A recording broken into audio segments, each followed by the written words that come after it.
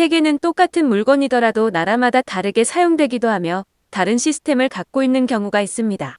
그래서 해외여행을 하는 많은 사람들이 자신의 나라와 다른 모습에 충격을 받기도 하죠.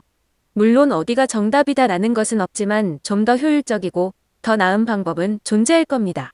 그런데 외국인이 한국을 방문하고 자국과 완전히 다른 모습에 충격을 받았다며 글로벌 커뮤니티에 글을 작성했는데요. 한국은 수도권을 중심으로 인구가 모여드는 현상으로 인해 최대한 좁은 지역에 많은 사람이 살 수 있는 아파트가 주로 지어지고 있습니다. 사람이 모여 사는 것은 가까운 거리의 커뮤니티가 활성화된다는 장점이 있지만 단점으로는 층간소음 같은 다른 사람으로 인해 내가 피해를 받는 경우가 생깁니다. 그런데 한국 아파트 우편함을 보고 외국인의 충격을 받았다고 말했는데요. 한국 같은 경우는 보통 1층 공동 현관에 우편함을 몰아서 설치해 놓습니다. 그래서 높고 낮은 아파트, 빌라들은 양쪽 벽면이나 한쪽 벽면을 모두 우편함으로 채워놓는 경우가 많죠. 그런데 외국과는 약간 다른 모습을 하고 있는데요. 한국 같은 경우는 우편함을 누구나 쉽게 열 수 있도록 되어 있으며 우편이나 중요한 서류 같은 것들도 모두 우편함에 그냥 꽂아둡니다. 당연히 다른 집의 우편을 확인하거나 가져가는 사람이 없기 때문이죠. 그런데 사실 이것은 굉장히 위험한 상황이라고 하는데요. 해외에서는 우편함을 반드시 열쇠가 있어야만 열 수 있습니다. 그래서 넣을 수는 있어도 빼는 것은 우편함의 주인만 가능합니다. 심지어 넣는 것조차도 불가능하게 해놓은 곳도 꽤 있는 상황인데요.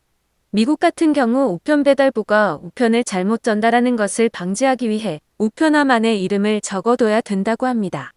어찌 보면 개인정보가 담긴 중요한 우편을 다른 사람에게 노출시키지 않는 것은 당연한 일이지만 한국은 우편함에 꽂아놔도 딱히 아무런 일이 발생하지 않기 때문에 해외처럼 하지는 않고 있죠. 물론 한국 우편함도 열쇠로 잠글 수 있게 되어 있습니다. 심지어 해외에서는 단독주택이 많기 때문에 개인 우편함을 집 입구 쪽에 설치해두는데 그것을 들고 훔쳐가는 사람도 많다고 합니다. 이래서 한국을 여행 온 외국인들이 오피스텔이나 아파트 층마다 문 앞에 택배가 놓여있는 집이 최소 한 곳 이상 있는 것을 보면 깜짝 놀랄 수밖에 없죠. 외국인은 이에 대해서 글을 작성했는데요. 내용 확인해 보겠습니다. 한국을 여행하면서 느낀 것은 양심을 가진 사람들이 사는 나라는 많은 부분에서 그렇지 못한 나라보다 좋은 점이 많다는 거야. 나는 사실 한국에 대해 잘 몰랐고 미국에서 만난 친구가 집으로 초대해 어쩌다 보니 한국을 갔어. 그런데 분명 똑같은 사람이 사는 집이고 나라인데 미국과는 많은 부분이 다르더라고.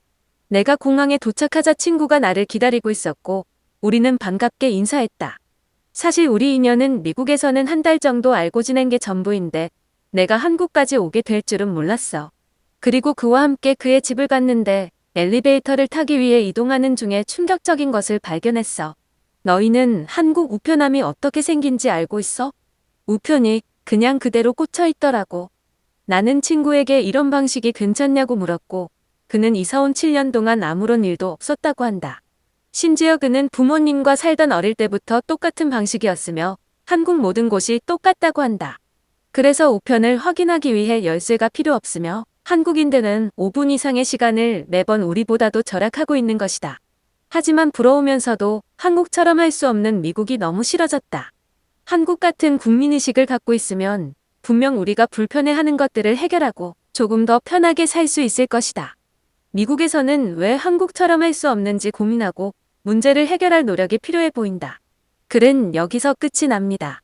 미국에서 살아본 적이 없기 때문에 우편함을 열쇠로 열고 닫는 게 얼마나 불편한지 모르겠지만 한국인인 저로서는 아마 앞으로도 알지는 못하겠죠. 그럼 이에 대해 자세한 해외 반응 살펴보겠습니다.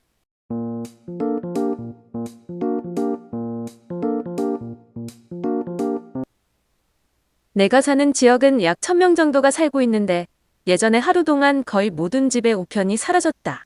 왜 가져간 건지 아무도 몰라. 개인정보를 누군가에게 넘기는 조건으로 돈을 받았겠지. 한국은 왜 그렇게 안일하게 행동하는 것일까? 우편에는 너의 주소, 이름, 심지어 가끔은 번호나 카드까지 있을 수 있다.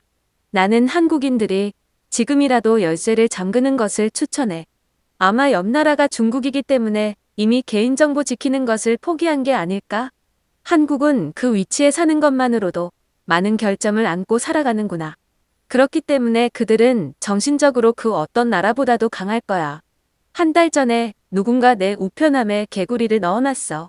나는 오랜만에 확인하기 때문에 살아있지는 않았다. 제발 이러지 좀 마. 너희는 착각하지 마. 한국 시스템이 안전한 게 아니라 안전하니까 이런 시스템을 유지하는 것이다. 한국은 정말 이해할 수 없는 나라야. 나는 한국인들이 언젠가 안전불감증으로 크게 후회할 날이 올 거라고 확신해. 가져가는 사람에게 책임을 묻지 않고 애초에 못 가져가도록 해야 된다며 피해본 사람에게 책임을 묻는 우리니까. 반대의 한국을 이해하지 못하지. 한국도 노력 없이 얻은 결과물은 아닐 거야. 언제부터 한국이 안전에 있어서 최고의 나라로 꼽히는 것인지는 모르겠지만 그 당시 사람들의 엄청난 노력으로 얻어진 안전과 양심이다. 아마 최소 100년 이상 됐을 거야. 사람들의 인식은 쉽게 바뀌지 않으니까. 아마 당장 미국이 한국처럼 치안을 바꾸려고 한다면 최소 수백 년은 걸린다. 그래서 나는 한국인들이 그것을 유지하고 있는 게 더 대단한 것 같아. 아마 100년 전일 거야. 원래 한국은 굉장히 위험한 나라였다. 그런데 일본이 한국으로 가고 나서 일본의 치안을 한국인들이 경험하고 그것을 그대로 유지하고 있는 것이지. 그리고 일본인이 그것을 바꾼 것도 맞고. 이건 그냥 헛소리니까 상대하지 마. 나는 정말 궁금해. 과연 일본과 한국 두 나라 중 어디가 더 치안이 좋을지. 나는 두 나라를 모두 여행했고 비슷한 느낌을 받았거든. 하지만 분명 한 나라가 더 뛰어날 거라 생각하는데 어디일까?